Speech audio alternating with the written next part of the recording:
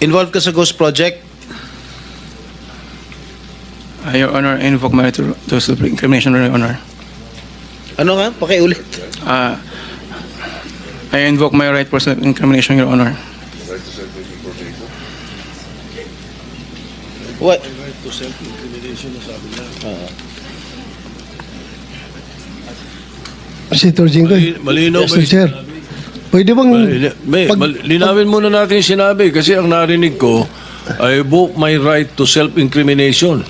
Against Against incrimination, Your Honor. Against eh. Plus, Mr. Chair, dapat tumingin ka rin sa nagtatanong mo, Mr. Wow. Ayaw ba tumingin sa amin? Huwag kang kausap Yuko mo. ka na, yuko dyan. Lamesa yung kausap mo eh. Senador yung nagtatanong sa'yo. Harapin mo rin. Thank you, thank you. Anong pangalan niya? Arevalo. Mr. Arevalo, meron kang abogado? Yes po, Your Honor. Is he here? He can give you legal advice. Yes po. Yeah. Nandiyan ba, abogado mo? Nasaan ang abogado mo, Mr. Arevalo?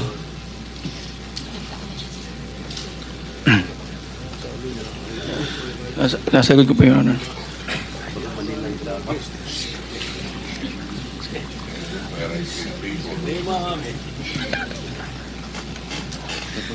Hindi po. Tinatakot ka lang, Mr. Arevalo.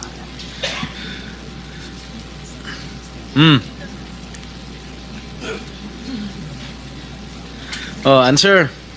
Teka muna, so may in-advisean ka na ng abogado mo, ha? Mr. Arevalo, Are you involved in any ghost projects? Your Honor, I invoke my right against incrimination, Your Honor. Ilang taon ka na? 37 po, Your Honor. 37. Wow, bata ah. Bago ka pumasok sa mga kontrata sa gobyerno, ano trabaho mo dati? May mga, may nasa construction company po ng kamag-anak po. Kamag-anak mo? Gaano kalapit yung kamag-anak mo? Tatay mo ba yan? O pinsan? Tsuhin? Mga kamag-anak lang po, tita po. Kaya nga, sino ang kamag-anak? Kung namin kamag-anak. Tita po. Ha? Mga tita po. Tita mo? Po. Nasa construction business? Opo. Tinuruan ka? Naglayasan po muna po. Ha? Layasan po. Ano Your Honor. yung mga proyekto mo? Ano mga nakuha mo proyekto rito sa DPWH? At saan?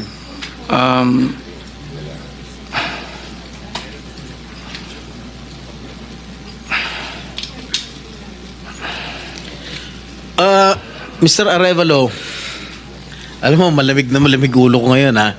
Pero pag ikaw, tumingin ka ng tingin na sa cellphone mo, hindi ko alam kung ano binabasa mo dyan, humarap ka sa amin. Opo. Yes po, Your Honor. Ikaw may-ari nito, di ba? Yes po, O Your di Honor. dapat alam mo. Ano yung mga proyektong na-awardan sa inyo ng DPWH at saan-saan? Ano po, Your Honor? Hindi ko po na alam po yung exact number po. Gusto mo ako magbigay sa'yo? Kung saan-saan yung mga project mo? Gusto mo ako magsabi sa'yo? Come on.